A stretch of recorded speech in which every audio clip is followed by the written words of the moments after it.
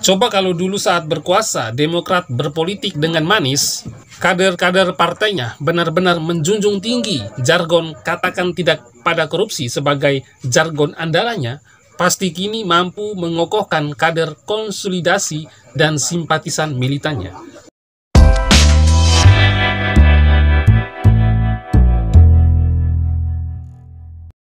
Orang tua mana yang tidak ingin anaknya menjadi orang yang sukses di kehidupannya? Tidak ada satupun yang tidak menginginkan. Semua orang tua akan dengan segala pengorbanan untuk memperjuangkannya. Bohong besar jika ada orang tua yang lebih memilih mendahulukan orang lain yang bukan dari kalangan terahnya sendiri.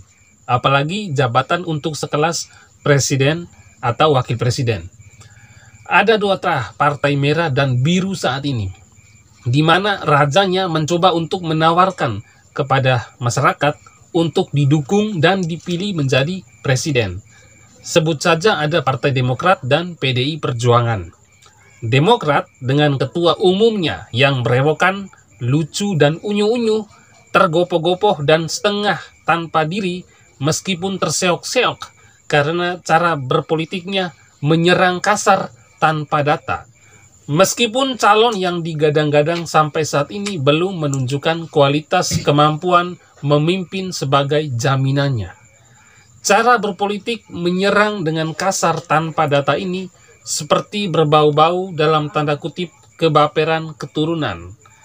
Bagaimana bukan baperan turunan kalau sedikit-sedikit pelaying korban hingga bapaknya harus turun gunung.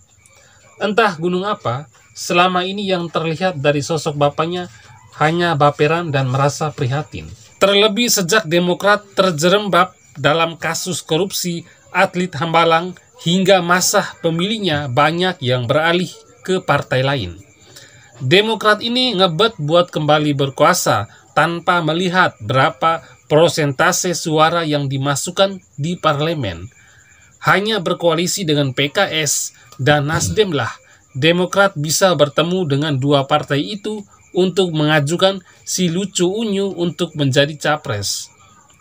Tapi apa iya? PKS dan Nasdem menyerahkan begitu saja kesempatan capres-cawapres ini kepada Demokrat? Tentu tidak.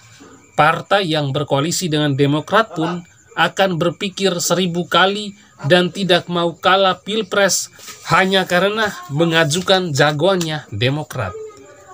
Segarang apapun SBY, sampai turun gunung demi anaknya AHY, masyarakat sudah tidak termakan lagi dengan trik-trik politik SBY. Apalagi politik baper dan bermain korban dizolimi, yang memang sudah menjadi cirinya Demokrat. Rekam jejaklah penyebabnya. Coba kalau dulu saat berkuasa, Demokrat berpolitik dengan manis, kader-kader partainya benar-benar menjunjung tinggi jargon katakan tidak pada korupsi sebagai jargon andalanya, pasti kini mampu mengokohkan kader konsolidasi dan simpatisan militannya. Sayangnya, cara berpolitik Demokrat di 2014 kalah dengan meleknya politik rakyat yang sudah muak akan kejahatan masa lalunya Demokrat. Tapi baiklah, kita tinggalkan saja Demokrat yang memang sudah tidak menarik lagi sebagai partai pilihan rakyat. Saat ini saja Partai Demokrat sedang menerima karma. Para elitnya sedang pusing menentukan jargon apa yang akan dipakainya pada pemilu 2024 mendatang agar rakyat kembali tertarik lagi dengan Partai Demokrat. Sekarang kita lihat si merah PDI Perjuangan. Sama seperti ilustrasi di awal penjelasan saya tadi, Megawati sebagai orang tua biologi Puan Maharani tentu saja menginginkan anaknya itu didukung sebagai capres oleh semua kader PDIP dari Sabang sampai Merauke. Ini hal yang menurut saya manusiawi. Megawati sama halnya dengan SBY, ingin anaknya menjadi presiden di negeri ini. Meskipun wacana pencapresan Puan Maharani secara historis dan biologis keturunan Soekarno menguat di kalangan elit partai, tetapi gemuruh ombak keinginan Wong Cilik agar PDI Perjuangan kembali mencetak hat-trick kemenangan dengan menetapkan capres di luar terah Soekarno pun semakin lebih keras terdengar kuat menggelora. Pasti karena bagi Wong Cilik hanya PDI Perjuanganlah yang satu-satunya partai yang mampu membawakan nafas Wong Cilik, sekaligus menjaga kokohnya Republik Indonesia, Undang-Undang Dasar 1945 dan Pancasila.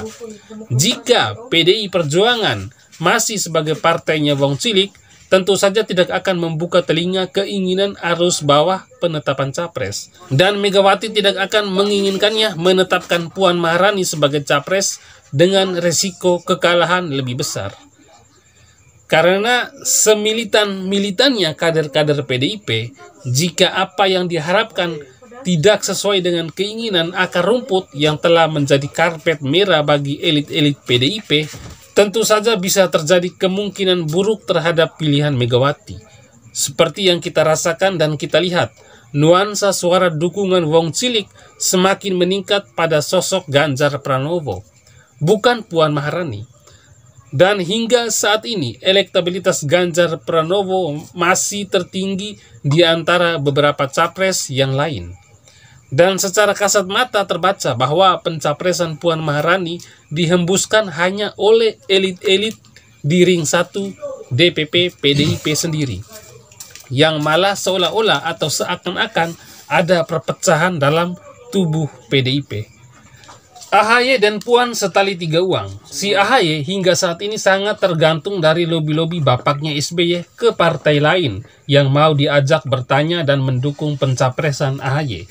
Sedangkan Puan tergantung dari Megawati sekaligus sebagai ketua PDIP yang memiliki wewenang sesuka hati dalam menunjukkan siapa calon capres andalannya. PDIP bisa saja tidak akan mengulang kembali sebagai pemenang jika Megawati memilih Puan hanya karena pilihan biologis dari Soekarno, tanpa mau membaca arah suara yang diinginkan Wong Cilik saat ini. Disinilah kematangan dalam politik dari sosok Megawati diuji oleh kepentingan politik itu sendiri. Saat ini pula untuk keduanya, Megawati teruji antara kepentingan anaknya sekaligus kepentingan partai. Apakah Megawati berani mengorbankan terahnya demi kemenangan dan kebesaran PDIP? Hanya Ibu Megawati Soekarno Putri yang mengerti. Belum lagi, beberapa hari yang lalu Puan terlihat begitu cepat saat membagikan kaos, seolah-olah tidak melihat wajah layanan dalam melayani rakyat. Itu sudah otomatis melekatkan stigma negatif pada dirinya.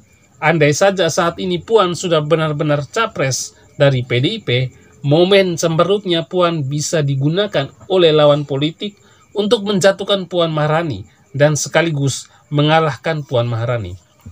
Karena yang dibutuhkan masyarakat saat ini adalah menawarkan pelayanan dengan hati dan murah senyum, bukan malah menunjukkan muka asam.